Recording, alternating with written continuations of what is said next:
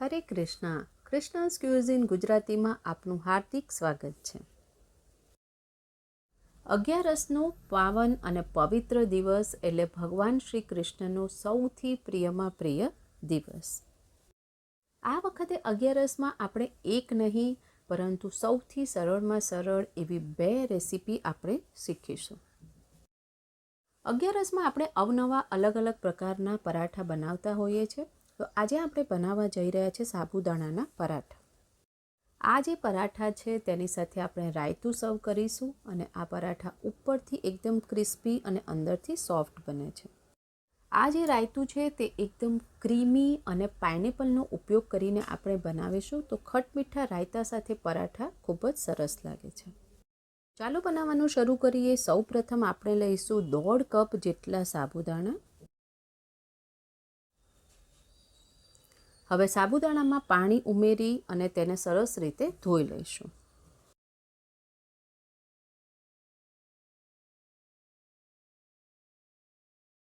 તો 1.5 કપ સાબુદાણામાં આપણે 1/4 કપ જેટલું પાણી ઉમેરવાનું છે, એટલે કે અડધા પ્રમાણમાં. હવે તેને 2 કલાક માટે આપણે પલળવા દઈશું.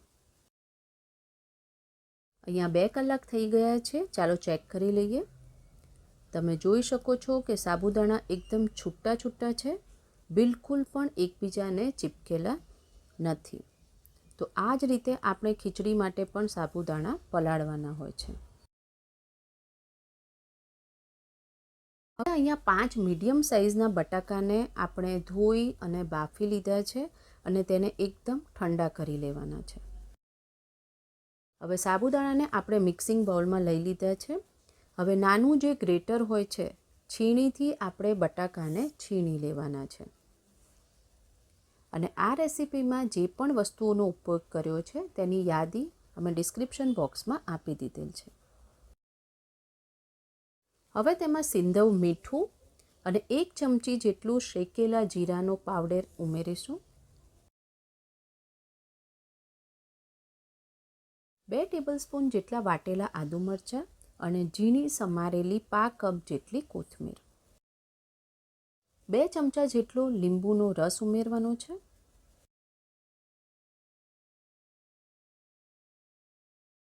અહીંયા અડધો કપ જેટલા શિંગદાણાનો ભૂક્કો લીધો છે અને શિંગદાણાને પહેલાં આપણે શેકી અને અધકચરા વાટી લીધા છે.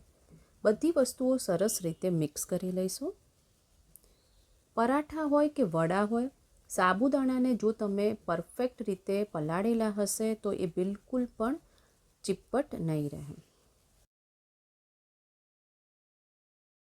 આ સાથે તમે જોઈ શકો છો કે પરાઠાનો લોટ છે એ બિલકુલ તૈયાર છે.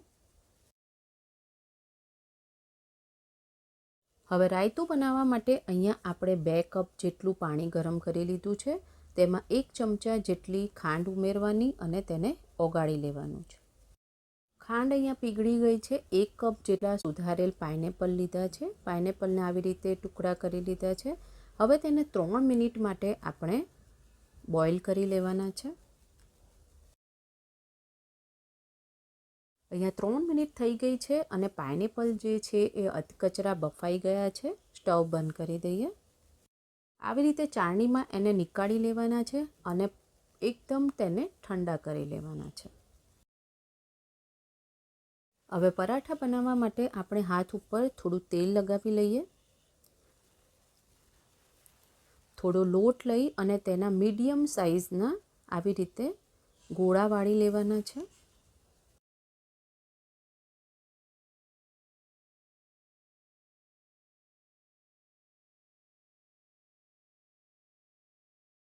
અહીંયા આપણે પરાઠા વણવાના નથી, તેના માટે એક પ્લાસ્ટિક શીટ લઈ લઈએ અને તેના ઉપર આછું તેલ લગાવી લેવાનું છે આવી રીતે.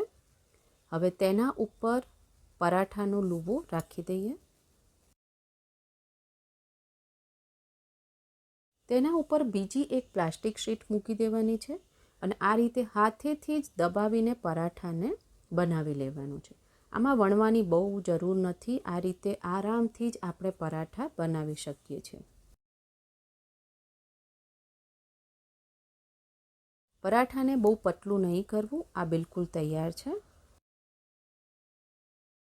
તવાને પહેલાં ગરમ કરી લીધું છે. હવે તેના ઉપર આ રીતે પરાઠું નાખી અને તરત જ તે શીટ છે એ લઈ લેવાની છે અને મીડિયમ તાપે તેને શેકાવા દેવાનું છે. 1 થી 2 મિનિટ થાય એટલે તેને આવી રીતે ઉથલાવી દઈશું. તેના પર થોડું ઘી લગાવી લઈએ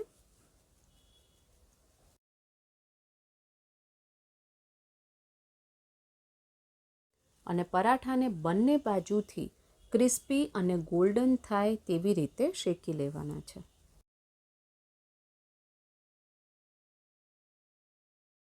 અહીંયા 3 મિનિટ થઈ ગઈ છે અને પરાઠું સરસ રીતે શેકાઈ ગયું છે. હવે તેને પ્લેટમાં લઈ લઈએ. આવી જ રીતે બીજા પરાઠા પણ બનાવી લેવાના છે. જો પ્લાસ્ટિક શીટનો ઉપયોગ ના કરવો હોય તો કોઈ પણ જે કેળાના પાન આવે છે એવા પાન ઉપર પણ આપણે આ પરાઠાને બનાવી શકીએ છીએ. તૈયાર છે. તવા પર રાખી દઈએ. તવી બહુ ગરમ થઈ જાય તો ધીમા તાપે તેને શેકવું. ઘીની જગ્યાએ સિંગ તેલ કે સનફ્લાવર તેલનો પણ ઉપયોગ કરી શકો છો. બંને બાજુથી શેકી લઈએ. બસ આ જ રીતે બધા જ પરાઠા આપણે બનાવી લઈશું. હવે પાઇનેપલ રાયતું બનાવવા માટે 1.5 કપ જેટલું તાજું દહીં લઈ લીધું છે. એને આ રીતે આપણે વિસ્ક કરી લઈએ.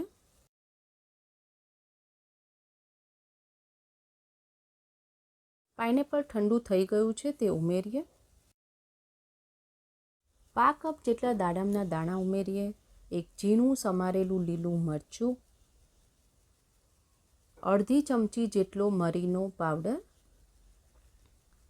અડધી ચમચી શેકેલા જીરાનો પાવડર અને સિંધવ મીઠું સ્વાદ અનુસાર.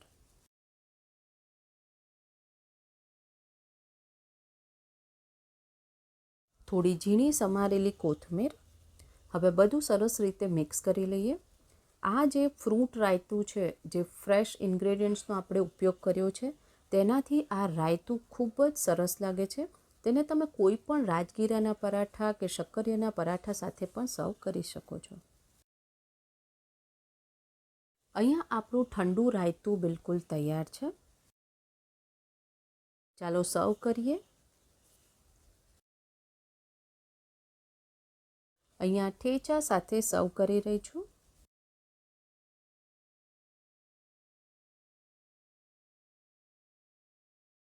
અને સાબુદાણાના પરાઠા.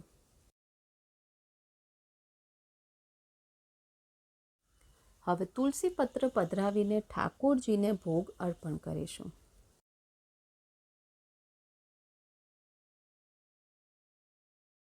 ઠાકોરજીને ભોગ લગાવી દીધો છે. રેસીપી પસંદ આવી હોય તો બનાવીને ઠાકોરજીને ભોગ અર્પણ કરવો અને પ્રસાદના રૂપમાં ગ્રહણ કરવી. જો તમને પ્રસાદની રેસિપીઝ પસંદ આવતી હોય તો લાઇક, શેર, સબસ્ક્રાઇબ કરો અને બાજુમાં આપેલા બેલ આઇકોન પર ક્લિક કરો જેથી પ્રસાદની રેસિપીઝ તમને મળતી રહે. હંમેશા જપીએ હરે કૃષ્ણ, કૃષ્ણ કૃષ્ણ, હરે હરે, હરે રામ, રામ રામ, હરે હરે.